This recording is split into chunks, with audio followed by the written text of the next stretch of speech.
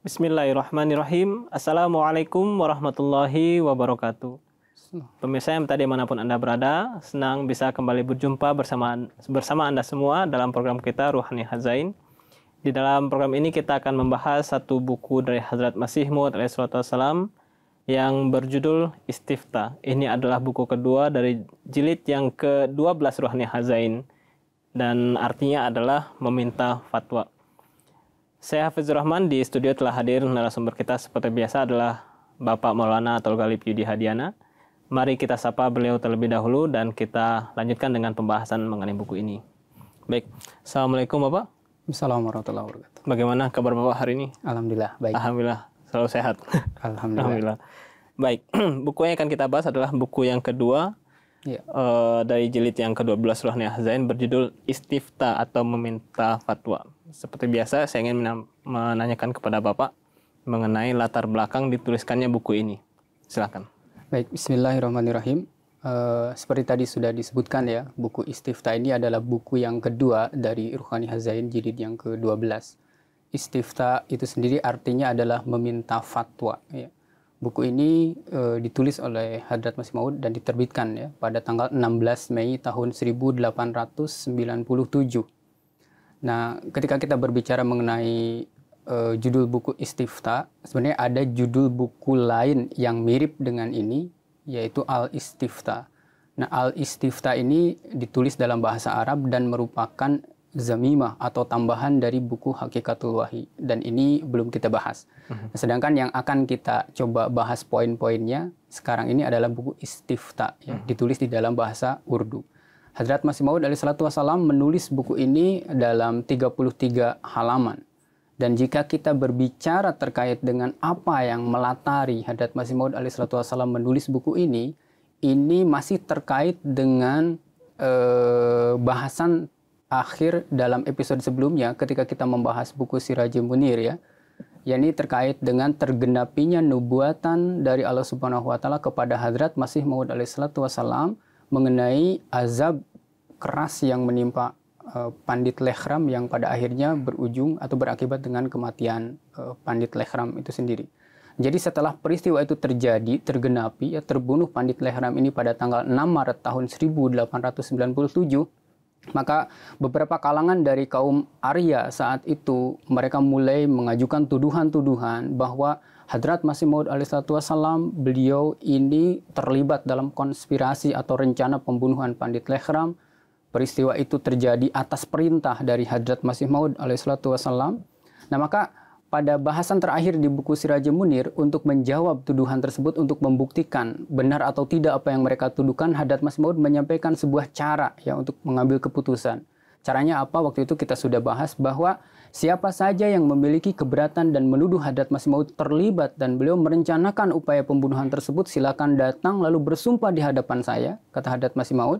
Dan isi sumpahnya Hadrat Masih Maud pun jelaskan di sana, yaitu orang yang menuduh tersebut hendaklah bersumpah bahwa saya benar-benar mengetahui orang ini, yakni Hadrat Masih Maud alaihissalam, benar-benar terlibat dalam upaya pembunuhan Lekhram, lalu kemudian terjadi pembunuhan itu karena perintahnya. Jika memang hal ini tidak benar, maka si orang bersumpah itu hendaklah juga dalam sumpahnya menyebutkan bahwa dalam waktu 1 tahun Allah Ta'ala akan menurunkan azab kepada saya. Nah, ini satu cara Hadrat Masih Maud merespon tuduhan tersebut dan cara yang beliau usulkan untuk mengambil keputusan apakah benar atau tidak. Nah, maka salah satu respon yang lain terhadap tuduhan-tuduhan tersebut adalah beliau kemudian menulis buku ini, Istifta, yaitu meminta fatwa, di mana di dalam buku ini Hadrat Masih Maud alaihissalam beliau secara terperinci membahas kembali mengenai nubuatan-nubuatan dari Allah Ta'ala perihal maut yang akan menimpa Pandit Lekhram tersebut. Dan pada buku ini, kenapa dinamakan Istifta? Maka Hadrat Masih Maud menyeru ya orang-orang yang berpandangan bijak, orang yang berhati jujur, agar setelah mereka membaca isi buku ini yang Hadrat Masih Maud tadi jelaskan mengenai nubuatan-nubuatan terkait Lekhram tadi, agar mereka memberikan kesaksian bahwa jika dilihat dari penjelasan Hadrat Masih Maud dan kenyataan yang ada, apakah nubuatan itu telah tergenapi atau tidak? Apakah itu berasal dari Allah Subhanahu wa taala ataukah tidak? Nah, hendaklah mereka memberikan kesaksian. Nah, oleh karena itu, kemudian di bagian awal dari buku ini setelah judul Istifta, Hadrat Masih Maud alaihissalam mengutip salah satu ayat Al-Quran surah Al-Baqarah ayat 284 ya, yang berbunyi la taqtumus syahadah wa may yaktumha fa innahu asimun qalbuh wallahu bima ta'maluna alim. Jadi janganlah kalian menyembunyikan kesaksian. Jika kalian menyembunyikannya maka hati kalian ini berdosa besar dan Allah Maha mengetahui terhadap apa yang kalian kerjakan. Nah, buku ini juga akan bermanfaat bagi orang yang berhati jujur. Dia dengan membaca buku ini akan mengetahui bahwa Allah Subhanahu wa taala itu benar-benar ada dan Allah taala itu juga bisa memberikan kabar gaib tentang suatu peristiwa jauh sebelum peristiwa itu terjadi kepada hamba-hambanya yang khas. Oke. Artinya dari uraian yang Bapak barusan sampaikan, kita bisa ambil kesimpulan bahwa buku ini adalah sebagai respon lain ya terhadap tuduhan yang dilontarkan terhadap tergenapinya nubuatan Hadrat Masih Maud terhadap kematian Lekram. Dan kalau misalkan kita lihat buku ini diterbitkan pada bulan Mei 1897, sedangkan kejadian nubuatan itu tergenapi pada tanggal 6 Maret 1897. Intinya kita bisa melihat ada jarak 2 bulan ya Pak ya. 2 bulan lalu buku ini kemudian terbit ya Pak ya. Setelah kejadian tersebut. Baik, sebelum memasuki materi apa saja yang Hadrat Masih Maud sampaikan, saya ingin tanyakan kepada Bapak, garis-garis besarnya dulu apa saja yang beliau uraikan di sini? Ya, jadi karena buku ini dikirimkan oleh Hadrat Masih Maud ke berbagai kalangan gitu kepada orang-orang, maka beliau pun menuliskan sebuah surat sebagai pengantar terhadap buku ini yang kemudian surat itu pun digabungkan di dalam buku ini ya, di dalamnya. Jadi bagian yang pertama di bagian-bagian awal ini adalah surat pengantar terhadap buku ini ya untuk dikirimkan kepada orang-orang. Kemudian yang kedua, Hadrat Masih Maud alaihissalam pun setelah pengantar itu beliau mulai membahas mengenai buku ini ya, isi daripada buku ini di mana pada bagian-bagian awal beliau menyampaikan semacam kata-kata pembuka seperti itu ya, sebelum beliau membahas lebih lanjut. Lalu selanjutnya beliau pun di dalam buku ini menjelaskan dan menuliskan mengenai 5 surat menyurat ya antara beliau dengan Pandit Lekram, khususnya ini 5 surat ini yang ditulis oleh Pandit Lekram dan dikirimkan kepada Hadrat Masih Maud alaihissalam. Kemudian setelah itu beliau pun memberikan sebuah tanggapan ya, tanggapan singkat terhadap surat-surat yang ditulis oleh Pandit Lekram. Lalu setelah itu Hadrat Masih Maud beliau pun di dalam buku ini menuliskan berkenaan dengan perjanjian untuk menyaksikan tanda samawi atau tanda ilahi, di mana ini merupakan sebuah kesepakatan antara kedua belah pihak ya, pihak Hadrat Masih Maud alaihissalam dan juga Pandit Lekram. Nah, setelah itu kemudian barulah Hadrat Masih Maud secara terperinci beliau menjelaskan nubuatan-nubuatan terkait maut yang akan menimpa Lekram itu secara terperinci seperti telah dijelaskan pada buku sebelumnya, yaitu ketika kita membahas buku Sirajul Munir. Oke, baik. Setidaknya ada 6 bagian ya atau 6 poin yang beliau sampaikan di sini. Ya. Yang pertama adalah mengenai surat pengantar sebelum beliau secara detail membahas buku ini. Ya. Dan buku ini juga diawali dengan kata-kata pembuka beliau yang kemudian menjelaskan mengenai 5 kali korespondensi antara Masih Maud dengan Lekram. Ya. Kemudian Hadrat Masih Maud juga memberikan tanggapan mengenai surat tersebut atau korespondensi tersebut. Dan kemudian Hadrat Masih Maud menjelaskan mengenai perjanjian antara dua belah pihak untuk menyaksikan tanda ilahi. Dan yang terakhir adalah mengenai aspek-aspek nubuatan tentang kematian Lekram. Yeah. Baik, kita akan masuk mengenai surat pengantar apa saja poin yang beliau sampaikan di dalam bagian ini. Baik, di dalam surat pengantar untuk buku ini sebenarnya cukup panjang ya, tapi sebagai pengenalan lah mungkin gitu ya, kita bisa mengambil setidaknya ada 5 poin. Saya telah membuat beberapa catatan ya terkait itu. Jadi poin yang pertama di dalam surat pengantar ini Hadrat Masih Maud menyampaikan kepada orang-orang, beliau menyebutkan bahwa tuan-tuan bersama dengan surat ini saya mengirimkan kepada Anda sebuah risalah atau sebuah buku yang berjudul Istifta atau meminta fatwa. Itu poin yang pertama. Kemudian poin yang kedua dalam surat pengantar ini Hadrat Masih Maud menyinggung mengenai kenapa buku ini kemudian penting ditulis oleh beliau.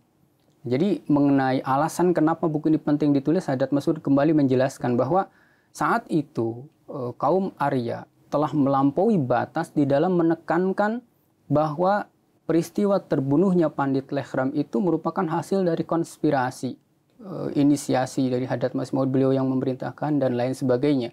Nah, itu sudah melampaui batas, maka untuk merespon hal itu, selain respon yang pertama tadi kita bahas di awal, Hadrat Masih Maud pun merasa perlu untuk menuliskan buku ini. Nah, jadi seperti itu. Lalu di situ pun Hadrat Masih Maud menyinggung bahwa kenapa kemudian mereka mengajukan keberatan-keberatan seperti itu dan mengajukan tuduhan-tuduhan seperti itu kepada beliau. Karena sesungguhnya orang-orang Arya ini mereka sama sekali tidak mengetahui tentang peristiwa-peristiwa luar biasa yang melampaui kebiasaan yang terjadi sebagai penggenapan dari nubuatan yang Allah Ta'ala turunkan melalui ilham. Nah, kenapa mereka tidak mengetahui hal-hal tersebut? Karena dalam akidah mereka, kata Hadrat Masih Maud, bahwa sejak ribuan tahun yang lalu, yang namanya ilham dari Allah Subhanahu wa Ta'ala itu sudah tersegel, sudah tertutup. Dan kalam Allah, percakapan Allah, kabar-kabar dari Allah Subhanahu wa Ta'ala itu hanya ada pada masa lalu, tapi tidak untuk di masa kini atau masa yang akan datang. Artinya sudah tertutup sih. Sehingga karena itulah mereka tidak mengetahui gitu ya mengenai suatu kejadian yang tergenapi, dan itu merupakan penggenapan dari sebuah nubuatan yang Allah Ta'ala sendiri sampaikan. Jadi ini perlunya. Kemudian pada poin selanjutnya, Hadrat Masih Maud pun menyebutkan dalam pengantar ini, buku ini juga akan cukup menarik bagi orang-orang yang dengan hati yang penuh kejujuran dan keinginan untuk melakukan penyelidikan, dan mereka ingin mengetahui bahwa apakah Tuhan itu benar-benar ada atau tidak. Lalu apakah Tuhan itu, Allah Ta'ala itu bisa menurunkan atau memberikan kabar gaib kepada hambanya yang khas mengenai suatu peristiwa jauh sebelum peristiwa itu terjadi. Nah, Hadrat Masih Maud sampaikan, bagi orang-orang yang ingin mencari Tuhan, mempertanyakan apakah Tuhan itu ada, buku ini cukup menarik. Lalu pada poin yang keempat, beliau pun menyampaikan bahwa maka untuk tujuan inilah kemudian Hadrat Masih Maud di dalam buku ini beliau kembali memberikan perincian-perincian mengenai nubuatan terkait dengan Lehram, di mana ketika orang dengan hati yang tulus membaca, melihat, mempertimbangkan apa yang beliau tulis berdasarkan nubuatan dari Allah Ta'ala itu, maka mereka akan sampai kepada sebuah kesimpulan bahwa benar nubuatan ini berasal dari Allah Subhanahu wa Ta'ala, dan tidak mungkin ini merupakan buatan atau bikinan dari manusia belaka.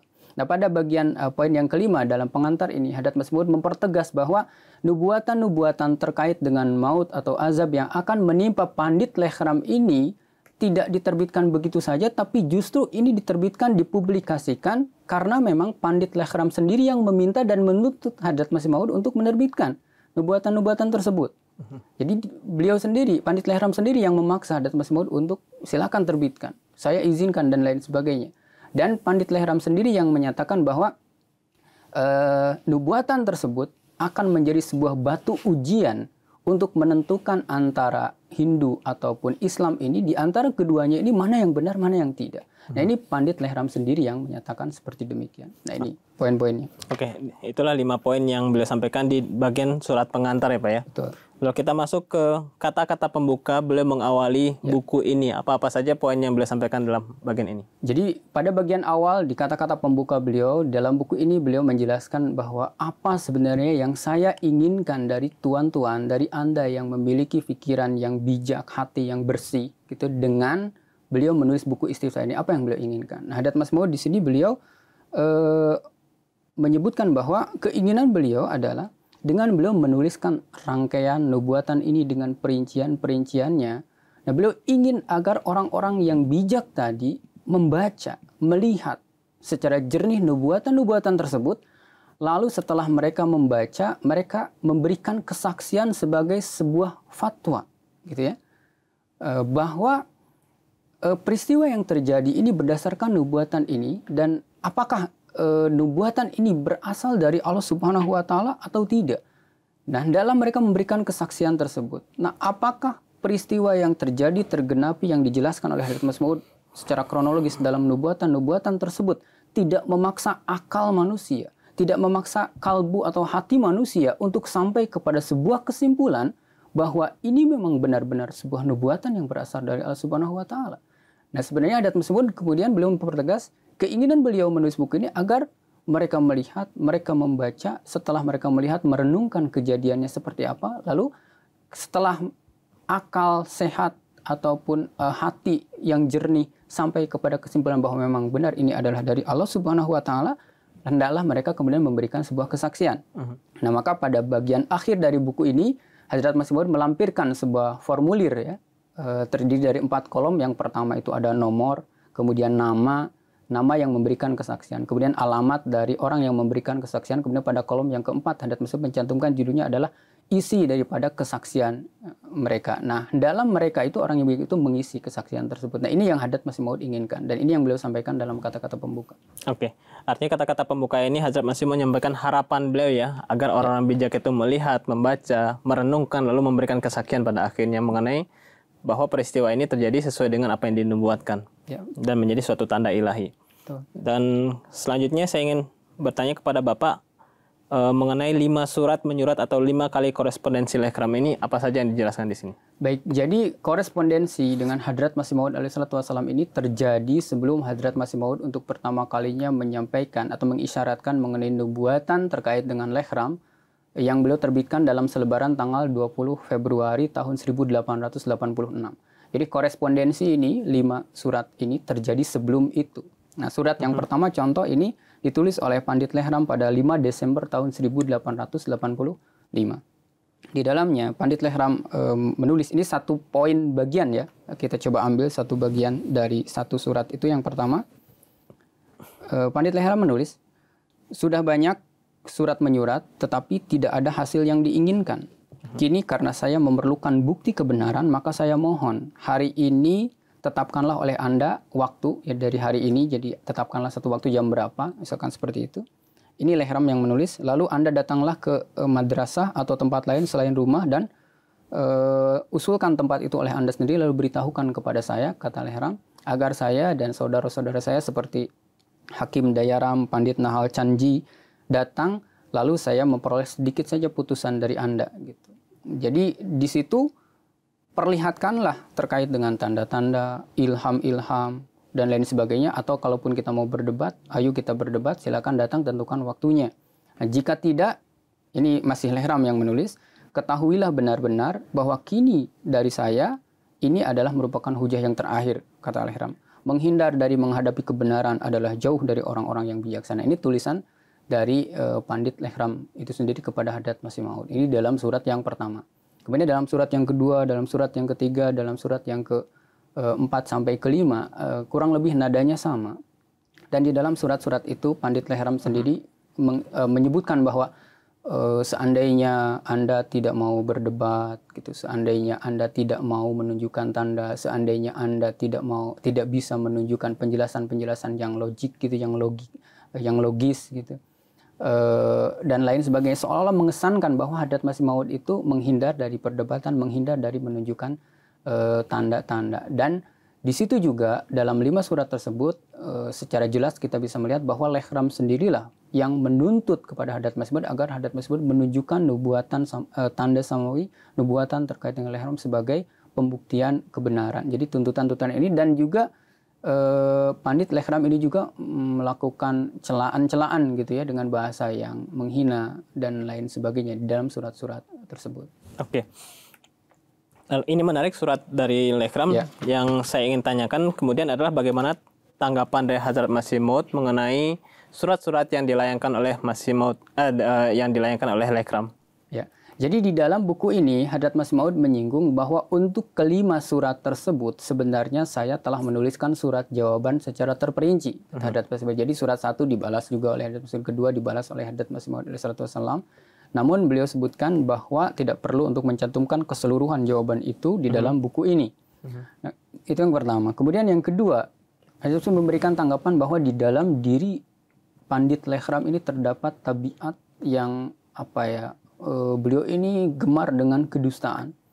Hadrat Masih Maud menyebutkan bahwa Pandit Lekram ini di dalam surat-suratnya tadi seolah-olah mengesankan bahwa Hadrat Masih Maud alaihissalam ini tidak mau berdebat dengan kalimat-kalimat, jika Anda tidak mau berdebat, jika Anda tidak mau menunjukkan tanda, jika Anda tidak bisa memberikan penjelasan yang logis dan lain sebagainya. Kalimat-kalimat seperti itu yang digunakan oleh Pandit Lekram. Nah, Hadrat Masih Maud menyebutkan bahwa di dalam hal itu sebenarnya terdapat kepicikan dari Pandit Lekram itu sendiri. Hadrat Masih Maud menyebutkan bahwa sebenarnya simple atau sederhana saja syarat untuk perdebatan yang Hadrat Masih Maud kemukakan dan inginkan itu adalah Pandit Lekram itu ketika berdiskusi, ketika berdebat, hendaklah dia menyandarkan semua argumentasinya kepada kitab Weda dan mengambil referensi dari Sruti Weda atau ayat-ayat Weda. Dan Hadrat Masih Maud mengambil referensi, menyandarkan semua argumentasi beliau kepada Al-Quran dan mengambil referensi dari ayat-ayat Al-Quran. Nah, itu yang Hadrat Masih Maud inginkan. Tapi Pandit Lehram itu sendiri yang menghindar, dan keinginan atau syarat yang ditetapkan oleh Hadrat Masih Maud ini sendiri yang tidak ditulis, tidak disinggung sama sekali di dalam surat-surat Lehram. Bahkan dia mengesankan justru seolah-olah Hadrat Masih Maud menghindar dari perdebatan tersebut. Nah, itu yang kemudian Hadrat Masih Maud alaihissalam jelaskan. Dan pada poin berikutnya, Hadrat Masih Maud menulis dalam buku ini, jadi cukup beliau cantumkan surat jawaban untuk surat Lehram yang terakhir, yaitu yang kelima. Hadrat Masih Maud kemudian mencantumkan di dalam buku ini jawaban beliau terhadap surat Lehram yang kelima, di mana dalam surat tersebut Hadrat Masih Maud beliau menegaskan seperti ini, Janab Pandit Sahib, jadi yang terhormat Tuan Pandit, kepada Pendeta Lehram, ya, pahamilah oleh Anda dengan seyakin-yakinnya bahwa saya tidak menolak untuk berbahas atau berdebat, tidak pula menolak untuk menunjukkan tanda, tetapi Anda tidak mencari kebenaran dengan niat yang lurus, kata Hadrat Masih Maud. Kemudian Anda menambahkan syarat-syarat tidak pada tempatnya. Kemudian mulut Anda tidak berhenti dari berkata-kata buruk. Nah, ini yang poin ya dari surat jawaban Hadrat Masih Maud terhadap surat Lehram yang terakhir atau yang kelima tadi. Oke. Baik, dari tanggapan Hadrat Masih Maud ini, Hadrat Masih Maud juga mengungkapkan bahwa setiap surat yang dilayangkan oleh Lehram ini telah dijawab oleh Hadrat Masih Maud. Ya. Lalu kemudian Hadrat Masih Maud juga menyinggung mengenai kepicikan bahasa yang digunakan oleh Lehram, yang menyatakan seolah-olah Hadrat Masih Maud tidak mau berdebat, tidak bisa mengemukakan penjelasan yang logis, dan tidak mampu untuk memperlihatkan tanda-tanda. Dan kemudian dalam buku ini Hadrat Masih Maud mencantumkan jawaban beliau mengenai surat yang kelima, ya Pak ya? Iya, betul. Oke, yang tadi Bapak sudah sampaikan poin-poinnya. Lalu saya ingin bertanya mengenai perjanjian antara kedua belah pihak untuk menyaksikan tanda ilahi. Ini apa kejadiannya dan bagaimana penjelasannya di sini? Nah, jadi sebelum saya sampaikan terkait dengan poin mengenai ini yang Hadrat Masih Maud tulis, ya. Jadi sebagai reaksi dari polisi atau keamanan, ya, atas tuduhan dari orang Arya Samaj bahwa Hadrat Masih Maud terlibat dalam upaya pembunuhan Lehram, yang kemudian memang terjadi, Lehram itu terbunuh dan itu diterbitkan dalam surat kabar, maka ada polisi itu juga yang datang ke rumah Hadrat Masih Maud memeriksa barangkali ada bukti-bukti yang mengarah bahwa memang ini Hadrat Masih Maud inisiatornya. Nah, seperti itu kurang lebih.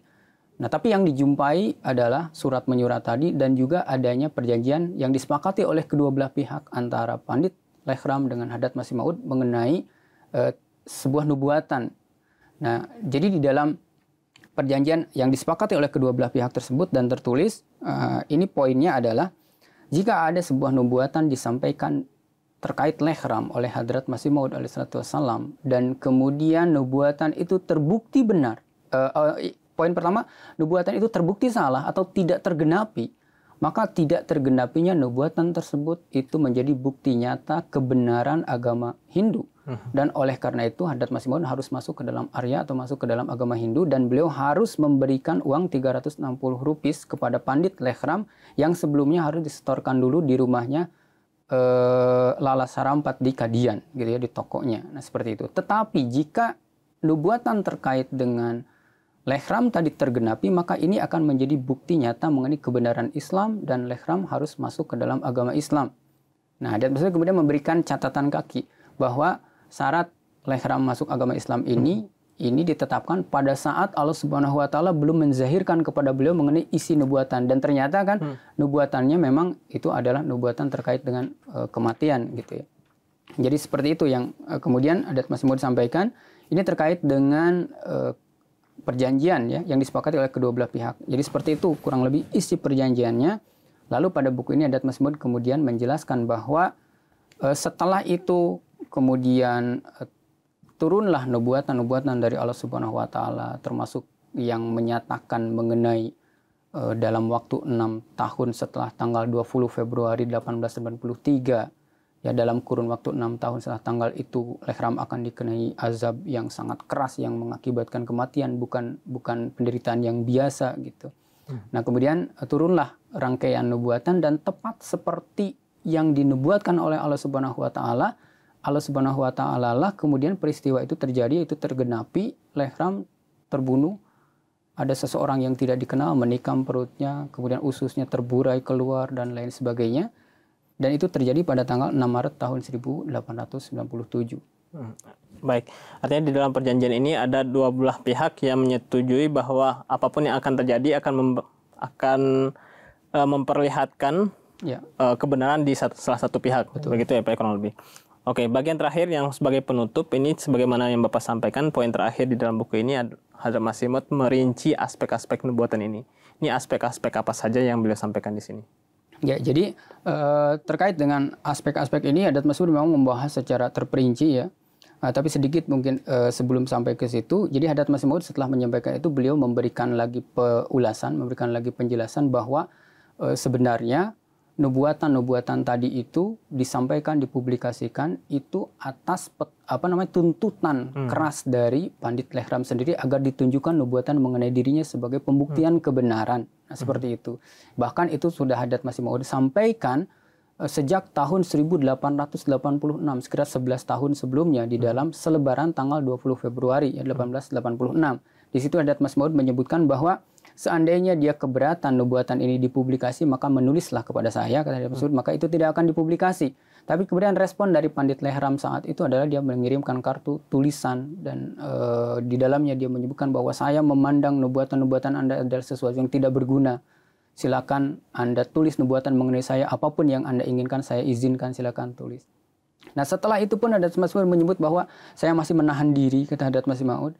Oleh karena itu berlalu waktu yang cukup panjang ya, sampai sekitar 11 tahun kan, sampai tergenapinya nubuatan tadi. Nah, setelah itu pun masih menahan diri sampai pada akhirnya karena desakan terus yang dilakukan oleh Pandit Lehram ini, pada tanggal 20 Februari 1893, Allah Ta'ala menurunkan kepada beliau sebuah ilham bahwa Pandit Lehram ini akan dikenai azab dalam kurun waktu 6 tahun setelah tanggal tersebut dan kemudian tergenapi seperti itu. Jadi beliau mempertegas lagi bahwa ini desakan yang memang berasal dari Pandit Lehram sendiri agar menunjukkan tanda.